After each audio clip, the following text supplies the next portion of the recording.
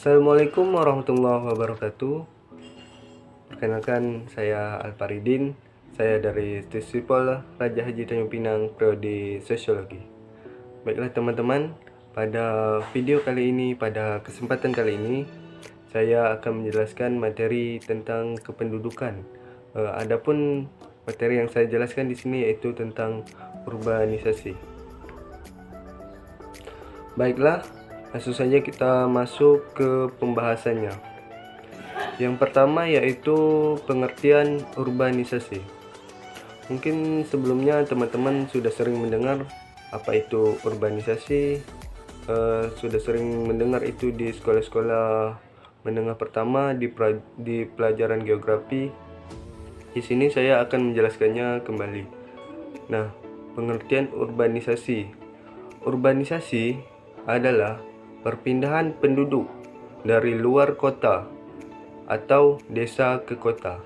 Biasanya, orang yang melakukan urbanisasi bertujuan untuk meningkatkan taraf hidupnya. Urbanisasi merupakan salah satu jenis interaksi wilayah yang paling sering kita jumpai. Interaksi wilayah sendiri merupakan hubungan timbal balik yang saling berpengaruh antara dua wilayah atau lebih. Interaksi wilayah dapat memicu gejala, kenampakan, atau permasalahan baru. Interaksi tidak hanya terbatas pada pergerakan manusia, tetapi juga menyangkut pada barang dan informasi yang menyertai tingkah laku manusia. Selanjutnya, saya akan menjelaskan faktor penyebab terjadinya urbanisasi. Nah, faktor penyebab terjadinya urbanisasi di sini terbagi menjadi dua faktor. Yang pertama yaitu faktor penarik dan faktor pendorong. Baiklah, yang pertama saya akan menjelaskan faktor penarik. Faktor penarik urbanisasi di sini adalah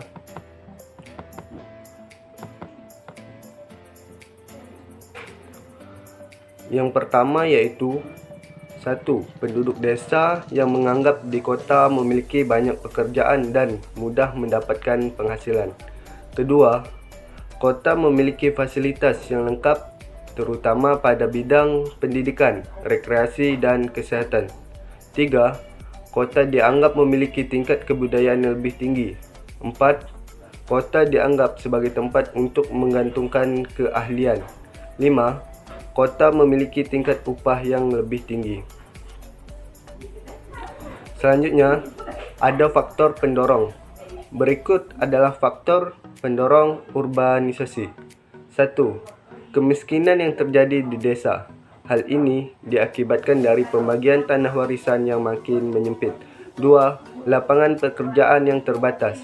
Orang desa terkenal memiliki sifat yang ulet, sabar, dan suka bekerja keras, tetapi memiliki jumlah penduduk yang tinggi, sehingga lapangan pekerjaan kurang. 3. Desa memiliki upah buruh yang lebih rendah daripada di kota. 4. Desa memiliki adat istiadat yang ketat bagi mereka yang berpendidikan. Hal ini menghambat kemajuannya terhambat, sehingga memunculkan pemikiran yang lebih baik mencari pekerjaan di kota. 5. Di desa, fasilitas pendidikan yang tersedia minim. Hal ini mengakibatkan banyak penduduk desa yang pindah ke kota. Nah, selanjutnya saya akan menyebutkan beberapa dampak urbanisasi. Dampak urbanisasi di sini terbagi menjadi dua, yaitu dampak positif dan dampak negatif. Baiklah, yang pertama saya akan menyebutkan dampak positif dari urbanisasi secara umum.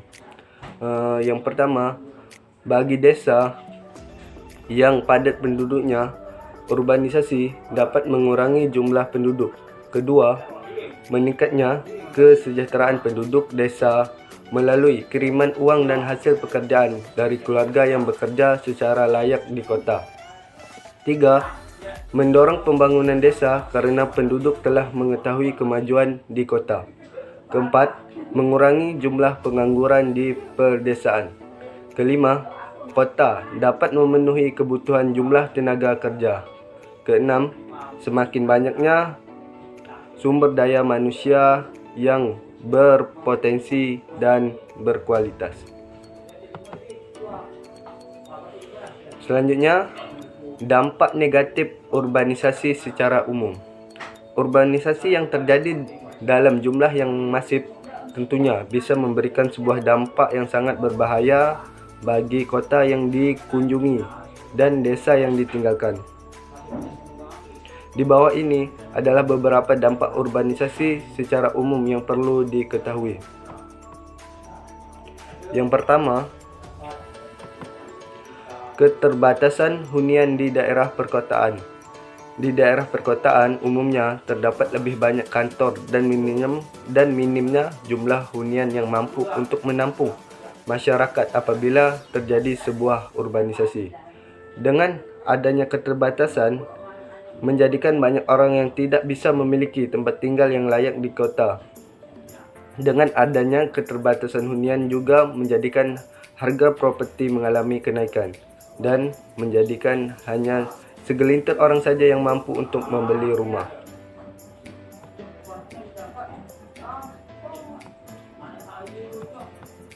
Kedua, kota menjadi terlalu padat. Tanpa adanya urbanisasi, kota-kota besar sebenarnya sudah cukup padat dan kurang nyaman untuk ditinggali. Jika urbanisasi terjadi, maka situasi kota akan menjadi terlalu padat dan menjadikan perbandingan antara luas wilayah dengan jumlah penduduk yang ada di dalamnya. Meningkatnya angka pengangguran.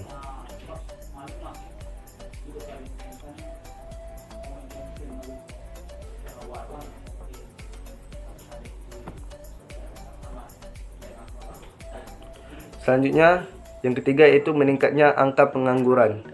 Pengangguran di kota biasanya menjadi meningkat drastis apabila masyarakat desa yang melakukan urbanisasi tidak memiliki keahlian dan pengalaman kerja sebelumnya. Biaya hidup di kota yang sangat tinggi menjadikan masyarakat desa sulit untuk meningkatkan harapan hidupnya.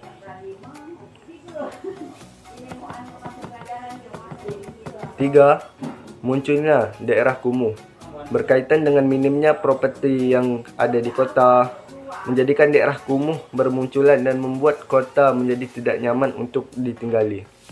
Tidak hanya itu, akan bermunculan berbagai rumah semi permanen pada daerah bantaran sungai yang tidak memiliki izin pembangunan sama sekali. Rumah yang ada pada bantaran sungai tersebut biasanya menjadi salah satu penyebab utama terjadinya banjir pada daerah perkotaan. Karena sungai yang harusnya memiliki fungsi untuk mengaliri air menjadi tercemar karena fungsi dari sungai yang sudah berubah dan ukurannya menjadi mengecil. 4. Penyebaran penyakit berbahaya. Karena munculnya daerah yang kumuh menjadikan minimnya kebersihan pada daerah tersebut. Apabila suatu wilayah memiliki tingkat kebersihan yang rendah, maka bisa memunculkan berbagai bentuk penyakit berbahaya yang menular dengan cepat. Salah satu penyakit yang bisa muncul adalah seperti penyakit kulit. 5. Terjadinya kemacetan. Kemacetan yang selalu mengikuti pada setiap daerah yang padat penduduknya. Apabila urbanisasi terjadi, maka otomatis kemacetan pada suatu kota bisa meningkat secara drastis. Volume jalan yang terbatas menjadikan kemacetan bisa terus mengalami peningkatan dan mengakibatkan masyarakat membutuhkan waktu yang lebih lama untuk bepergian dari suatu tempat ke tempat lainnya. 6. Berkurangnya penduduk usia produktif di desa. Kondisi yang tampak menarik menjadikan banyak penduduk desa yang masih berada pada usia produktif menjadi tertarik untuk pindah ke kota. Apabila banyak masyarakat desa yang dengan usia produktif melakukan urbanisasi, maka otomatis desa tersebut akan mengalami kekurangan tenaga yang bisa membantu untuk menjalankan pertanian dan perkebunan yang ada. Demikian sedikit penjelasan dari saya mengenai materi kependudukan urbanisasi. Apabila terdapat penyampaian saya yang salah dan masih kurang, saya mohon maaf. Saya akhiri, wassalamualaikum warahmatullahi wabarakatuh.